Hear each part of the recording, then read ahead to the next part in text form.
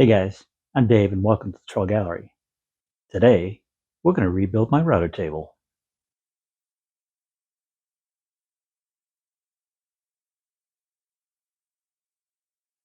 A few years ago, I built a temporary router table. The plan was it only needed to last a year or two, and well, here we are 5 years later. I have two good reasons that this guy needs to be replaced. The first is we're finally getting ready to tear down the house to start the rebuild, so the shop has to move. And second, after years in the weather, the top has developed a warp. It seems straight side to side, but if you look at the diagonals, it's way out of flat. Let's see if we can build something a little nicer and then keep it in the shop where it should stay dry. As usual, this project started in SketchUp. The initial design had a storage space on the bottom, accessed through a pair of doors. While that would work, I figured a large drawer would allow for better access to the things in there. There's also drawer space on either side of the router areas that'll hold my router bits, wrenches, and such. Once I had the design set, I plugged all the pieces into Cut List Optimizer. This is a free website that configures your cut list with the best material usage. If you were building this from scratch, all of the 3/4 inch parts could come out of 2.5 sheets of plywood. I've been storing offcuts from my last few jobs, so I'm going to use as much of that as possible. I just told the program what size sheets I had available and it created my cut list. The first pieces to be prepared were the sides. Before cutting them to size, I glued on a strip of maple along what will be the bottom. I don't plan to use casters, so the maple will minimize any damage to the plywood. I cut the sides to size using my track saw. If you notice the lines on the face, those are registration lines for cuts I'll make shortly. By drawing them out now, I know they'll line up later.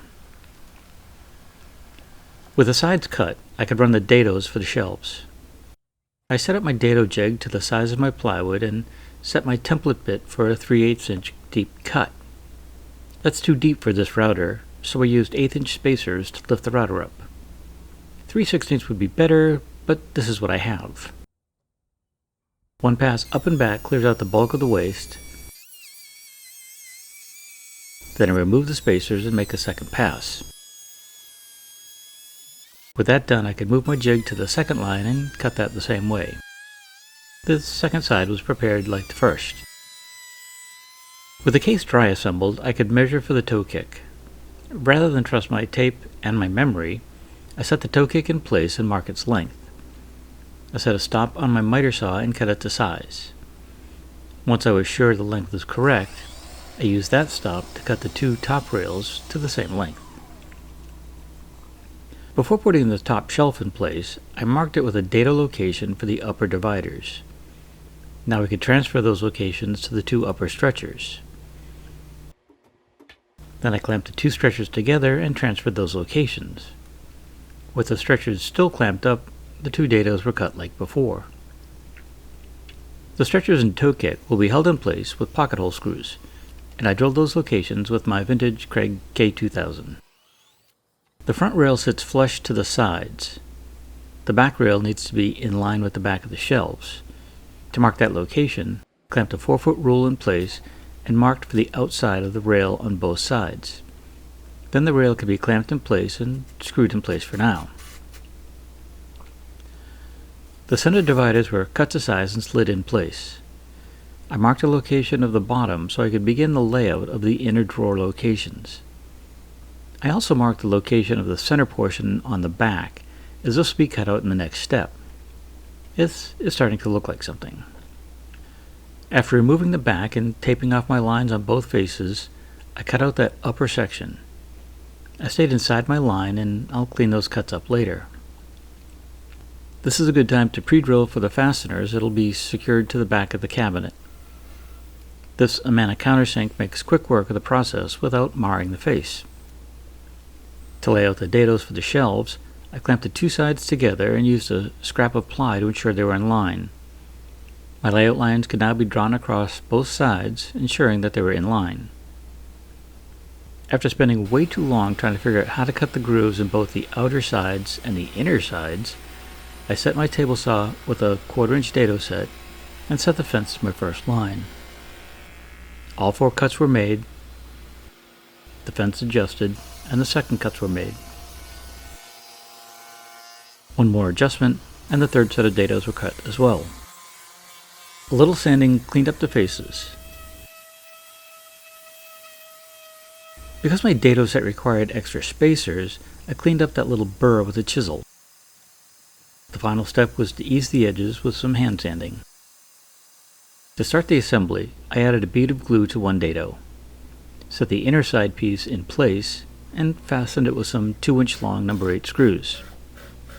Like the back, these locations were pre-drilled beforehand to save time now. The other side was attached the same way. To help with the assembly, I dry fit the case together, then added glue to the first outer side and set it in place. Once everything was lined up, I popped in a few 23 gauge pin nails to hold things together. Then the assembly was turned over and the second side was added in the same way. And then I added a few clamps just to pull the joints together. Finally, I checked the diagonals to ensure that the case was square before moving on. The top stretchers came next, with a little glue and a screw into each center divider.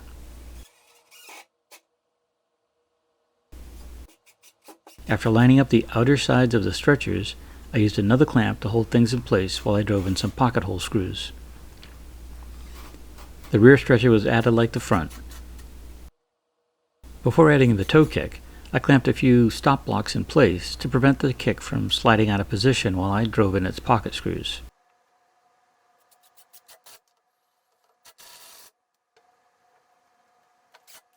Before the glue had time to set, I added the back to help keep everything squared up.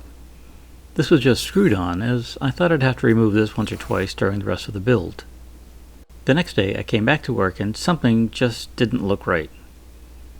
I managed to cut the grooves in the dividers in the wrong location. Both the top and bottom of these dividers are different from the sides, and my draw grooves didn't line up. A hot air gun, a rubber mallet, and a little patience got the dividers out with minimal damage. I made new dividers, cleaned up any damage, and used a 4-foot straight edge to locate the correct location for those grooves. Then I cut the new grooves and reinstalled the dividers into the case. Moving on to the deep drawer, I ripped down some 1/2-inch plywood to fit the space and cut a 1/2-inch dado a 1/2 inch up from the bottom of the stock. This is a large drawer, and a thick drawer bottom should help hold all the stuff I'll jam in there. My dado cheat sheet was off a bit, so I adjusted the fence and made a second pass until my plywood fit snugly in place. I cut the sides to 20 inches long and then determined the length of the front and back pieces. I set the 2 sides in the case and then the drawer slides next to those. Then you can either measure the remaining space or set one of the faces in place and mark where it meets the side. I set a stop on my miter saw, then cut the 2 pieces to length. Before assembling the drawer, I ripped the back down to remove the dado. This will allow me to assemble the drawer parts and then slide the bottom in after. 3 pocket holes on the outside of the front and back pieces will be enough to lock the drawer together. All the parts were sanded on the inside and the joints were taped off. A little glue on each side and the front was set in place. The clamp held everything in place while I made sure that the front was lined up with the sides. I drove in the screws, checking that alignment as I went. The glue was cleaned up and the tape was removed before repeating the process for the back panel. A few screws driven into countersunk holes allows me to secure the bottom panel to the back of the drawer. One last step is to give the top of the drawer box a small round over with my palm router. With that done, the drawer was sanded and ready to install. I had hoped to use undermount slides, but I couldn't find any in the correct length, so I opted for ball bearing slides. I set the slide on a spacer, made sure the front of the slide was even with the front of the cabinet, and then drove in a few screws before repeating for the other side.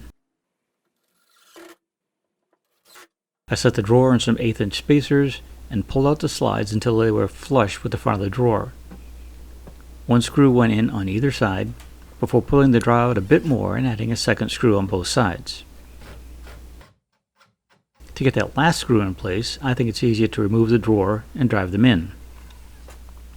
Then it's time for that first test to see how well the drawer fits. With a large drawer complete, it's time for the smaller drawers. I ripped some 1/4 inch ply to width at the table saw until it slid easily in the grooves. Then it was back to the miter saw to cut them to length. I stacked up 2 sets of 3 of these bottoms and taped them together before taking them over to the drill press. I laid out a grid 2 inches on center, leaving larger gaps at the front and back. The fence allowed me to drill 1 set of holes, then flip the stack around and drill the second set.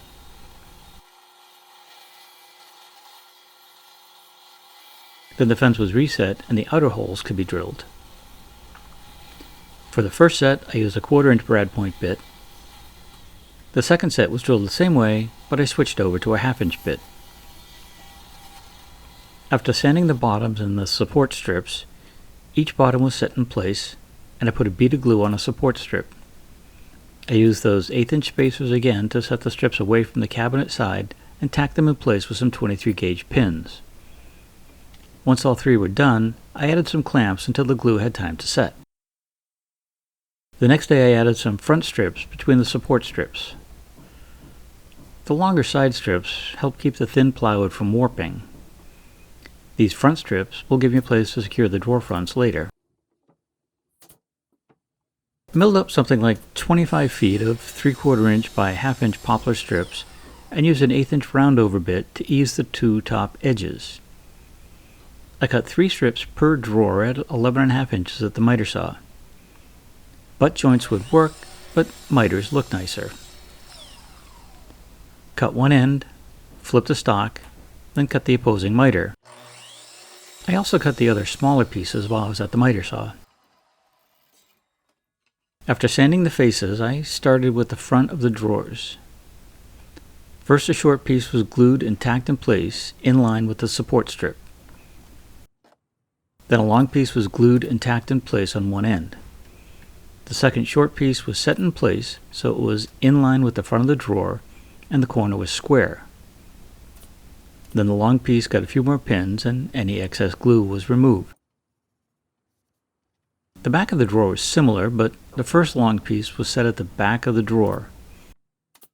Then the other 3 pieces were added in the same way. Any excess glue was removed and the trim was given a quick sanding by hand. I'll explain what these are for later. I added some painter's tape to one edge of my cabinet and laid out all of my key locations. I added 2 strips to support the front of the plywood, and then set a piece in place that was the exact width and height of the cabinet. A couple of clamps hold it in place while I transfer my lines from the tape to the plywood face. Each of those lines were transferred to the face and represent the center of my cut lines. After drawing several reference triangles on the face to ensure that I keep the grain flowing, I set the fence in my table saw and cut off the large bottom drawer face. I reset my fence and cut off the first filler strip.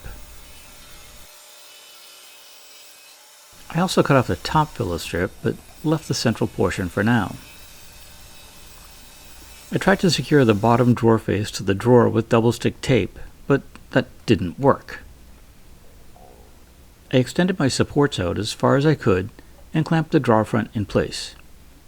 I used my square to ensure that the drawer face was in line with the sides, and then screwed the drawer to the face. The filler strips were set in place and I marked their locations. Then I drilled pocket holes centered on each divider where they won't be seen.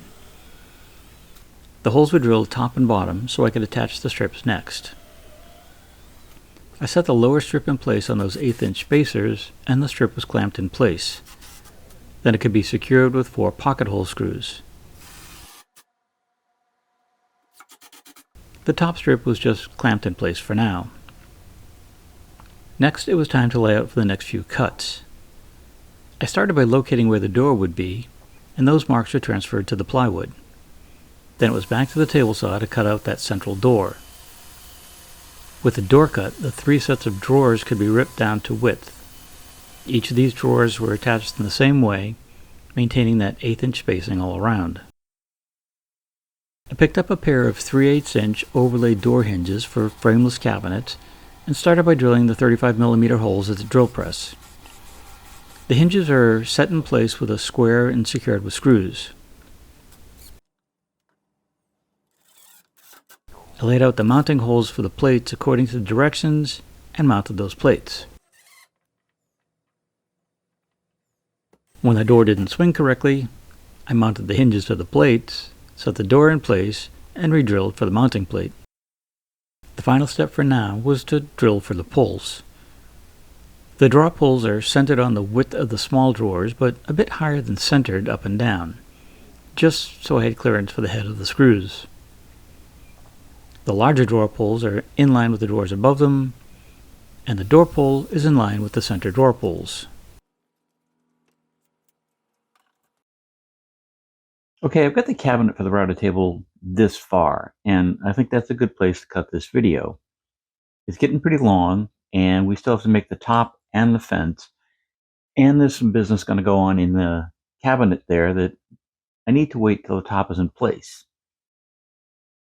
I also need to finish moving the shop. I think this is a good time to take this over to the new shop with all my other stuff, and we'll build the top and fence over there. Mostly because demolition day is coming up quick, and I still have a lot of stuff in here. I'd love to hear your thoughts on this video. Was there something I could have done different, easier, smarter? Drop in the comments below. I'd love to hear. As usual, I'll add some links to some of the tools and equipment I use in this build and here in the shop on a regular basis.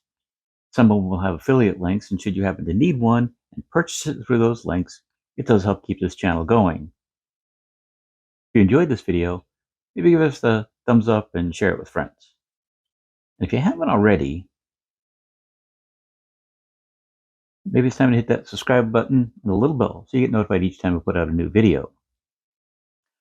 Pretty sure I know what's coming up next, because I got to finish this thing to keep working. So until then, have a great day, stay safe, and we'll see you soon.